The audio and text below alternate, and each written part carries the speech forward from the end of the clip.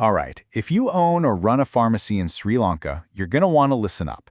The National Medicines Regulatory Authority, the NMRA, is getting serious about enforcing its rules, and the consequences are, well, they're pretty major. So let's get right into it.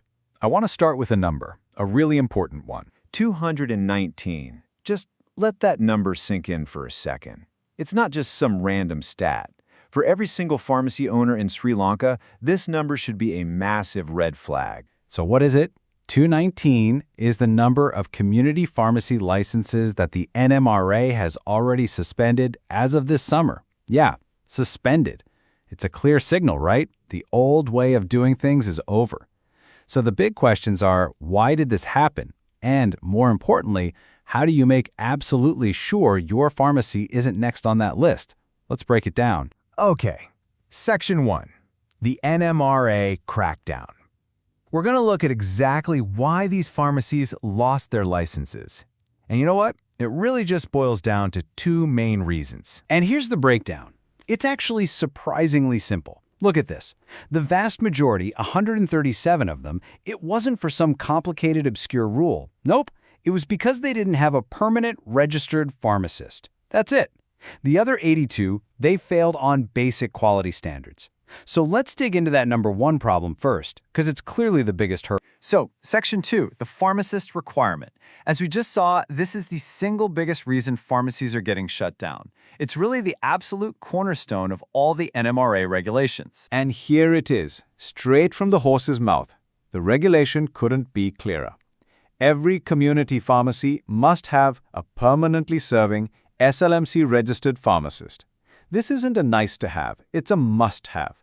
A permanent pharmacist who's registered with the Sri Lanka Medical Council. There are no shortcuts and no exceptions. So, you might be wondering, what does it actually take to get that registration? Well, the good news is there's a very clear path. It all starts with passing the external pharmacist exam, which is held by the Ceylon Medical College Council. You'll cover all the core stuff, pharmacology, pharmaceutics, the essentials. Once you've done that and met all the requirements, you get that all-important official registration with the SLMC. That's the goal. Okay, let's move on to the second biggest reason people are getting suspended. Section 3. Your pharmacy's quality standards. This is all about what an inspector sees when they walk in your door, the day-to-day stuff. Imagine an inspector walking into your pharmacy right now. What are they looking for? Well, here's their mental checklist. First impressions count, so overall cleanliness. Then they'll be looking hard at your drug storage. Is the temperature right? Is it away from sunlight and humidity? Are things locked up and secure? They are definitely going to be checking for expired drugs. And a huge one, are the products on your shelves properly labeled, and critically, are they all officially registered with the NMRA? Every single one of these points is non-negotiable. Let's make this super simple. The do's and don'ts. Do, keep your medicines in a controlled environment. Do, check and pull expired stock like it's your job, because it is. And do, only sell drugs that are registered. On the flip side, don't let your stock sit in humid, sunlit areas. Don't let a single expired box linger on your shelves. And absolutely don't sell anything that isn't approved. At the end of the day, all of this comes down to one thing: patient safety. Okay, so Section 4, navigating the ENMRA portal. Think of this as your digital lifeline, your direct connection to the authorities to stay compliant. And here's the key thing you absolutely have to know. All license applications, all renewals, everything. It has to be done online through the official portal. That's nmra.gov.lk. Forget paper applications. The digital portal is the only way forward. But we all know how technology can be, right? So what happens when you're trying to use the portal and you just get stuck? Well, don't panic. The NMRA has actually set up help desks for this exact reason. Seriously, take a screenshot of this or jot these numbers down. You've got 2 main help desk lines and even a couple of mobile numbers for support. A technical glitch shouldn't be the reason your license is at risk, so make sure you use these resources if you need it. Okay, so we've covered the here and now, but what about what's coming next?